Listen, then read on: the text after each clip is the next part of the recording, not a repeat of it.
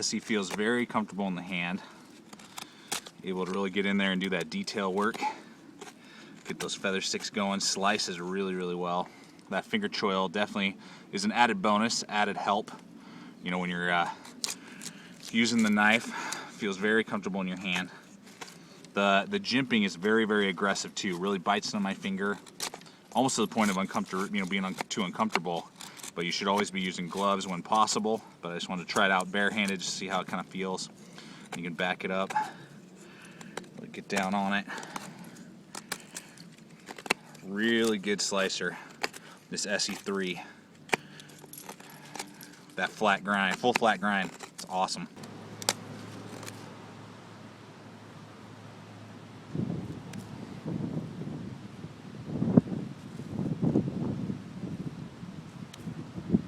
Man, this ESEE 3 just slices through this 1-ton rated paracord.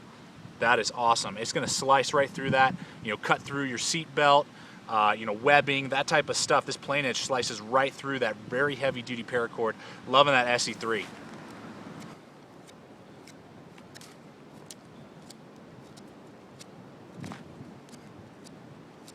You see how well this ESEE 3 slices? Man, I dig it, totally dig it. And then you can kind of do like the chest pulls. I mean, it just takes chunks out because it's that 1/8 inch thick. It's really thin, that 1/8 of an inch thick spine. Very, very thin. I love it. It's gonna slice through wood like crazy. Definitely an awesome, you know, knife to pair with your Rat 7, your ESEE 6, your Jungle S, you know, your TAC 1, whatever. And it definitely has a longer handle. You can see there than the Rat 3. It's a little bit longer, feels more comfortable in my hand, and then I can choke up and just go to town. You can see there it's just going like crazy. So regardless if it's man-made materials, as an EDC knife, you know, or wood processing, I mean, the ESEE 3 is awesome. I'm loving using it.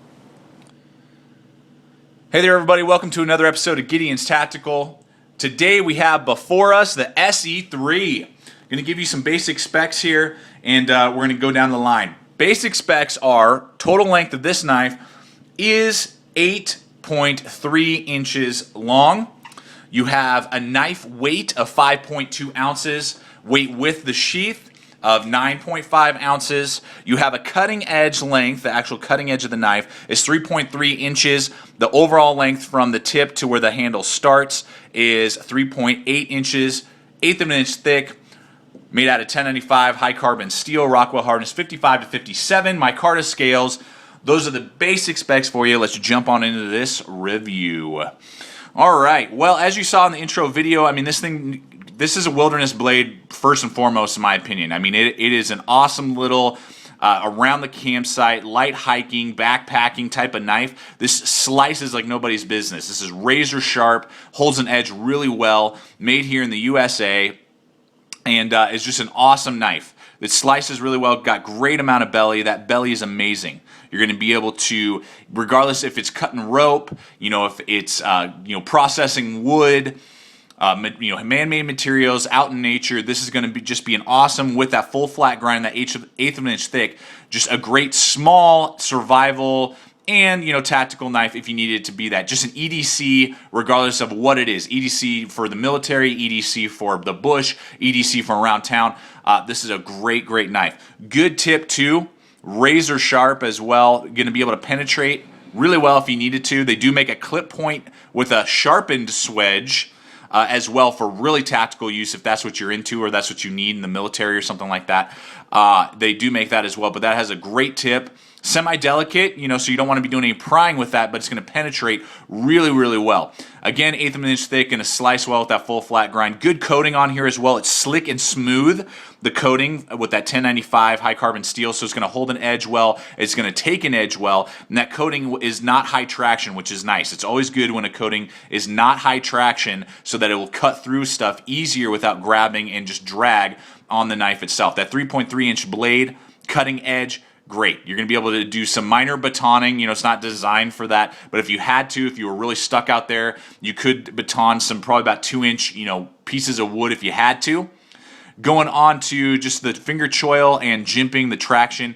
For choking up, you know, you can grab in there really nice And that jimping, like I said, is almost too aggressive if you don't have gloves on. It can get painful if you are really having to work at some wood over a long period of time. It's going to kind of hurt your thumb a little bit, but that's good. It gives you really good traction. You should always be wearing gloves when you're working with knives whenever possible. I know that's not always the case if you didn't plan on using your knife, but you should always be using, if you're planning on using your knife, get a pair of gloves. But that is really good jimping, going to grab your thumb really well, and then that finger choil is nice and large enough. I'm not cutting my finger up against it, so you can really get in there and do that detail work like we saw. Going on here, you got this finger guard back here, so that you can hold it back in this format regardless if you're just kind of doing some less detailed either slicing or you are using it more, in a tactical or just, grabbing it and just cutting a piece of rope or whatever format, or you are doing stabbing, penetrating motions. This is really locked in. You're not going to accidentally slide up and hurt yourself. And ESEE just does a great job. Just that fit and finish on that micarta scales with the full tang of the knife is just awesome. It feels very comfortable in your hand, very comfy. Fills out my large size glove hands well. I wear large size gloves, fills out my hand well, and got some room to spare. I really like that, and feels very comfortable. It is a thin knife, but they're trying to get it so that sleek, slim, going to fit maybe underneath your LBE or shirt well, if you had to, or put it in a pack without too much of a profile. It would be a little more comfortable if it was just a hair thicker on the handle scales. Would just fatigue, take longer for your hand to fatigue when you're using the knife in a particularly wilderness format and you're cutting wood for a long period of time. It does kind of cramp your hand after a while, but they're trying to cut down on weight and just making the knife slim, and that is definitely true. It is a very slim knife, and I like that. The handle scales are long and longer than the Rat 3. The Ontario Knife Company originally partnered with Randall's Adventure Training, which is what RAT stands for. Then there was, I'm not going to get into all the politics of knife culture. There was a split.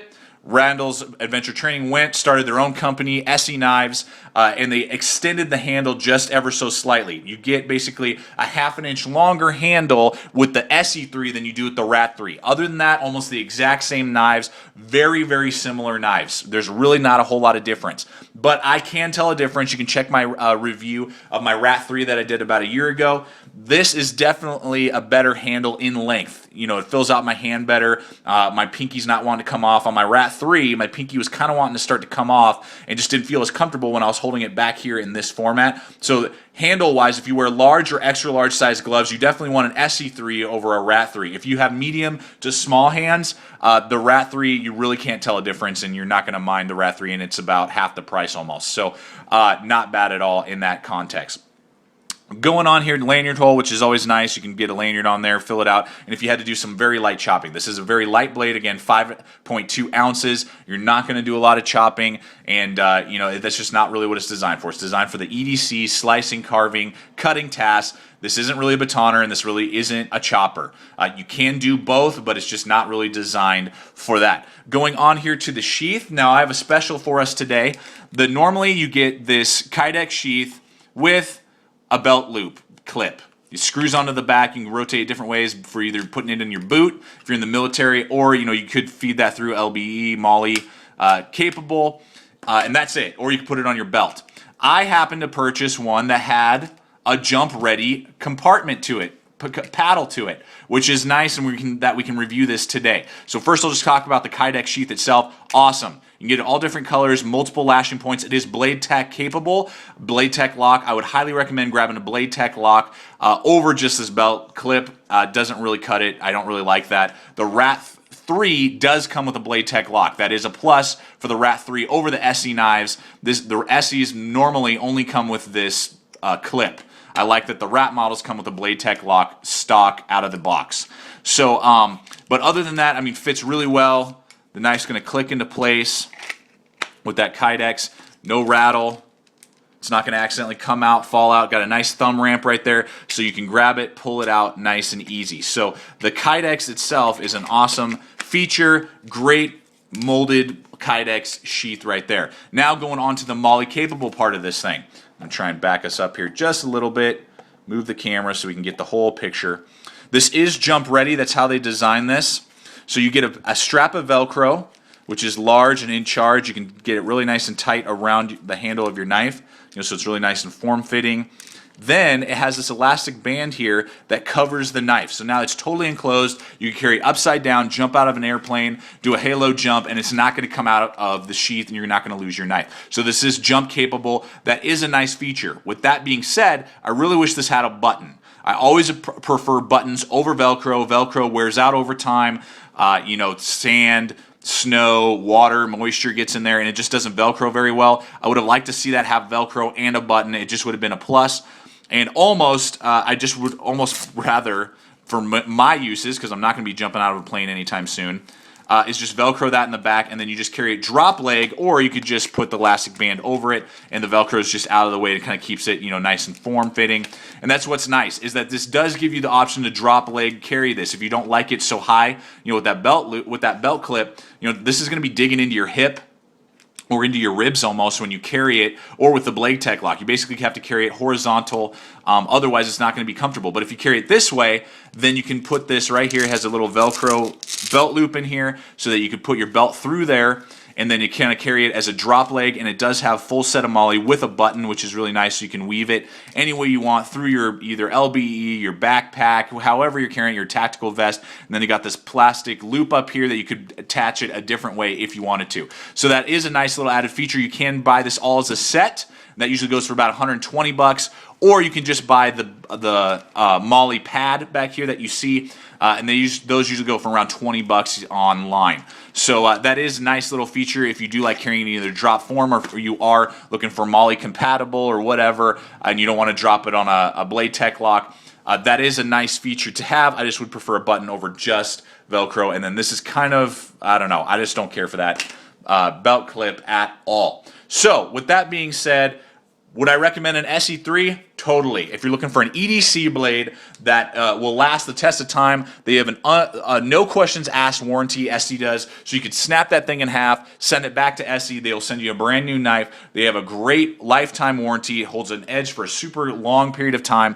The SE3 is a home run for backpacking, either just as its own EDC, you know, if you're a rancher, you know, you just like having a fixed blade on you, or to pair with your larger knives, say like an RD6 right there. You know, you got your big wilderness blade, you got an SE6, a Rat 7, you know, this to do all your big chopping, hacking, batoning, and then you got this little guy just to sit around the campsite and do all your, you know, carving, notching, detail work. SE3 is a home run. Pick one up. You won't regret it.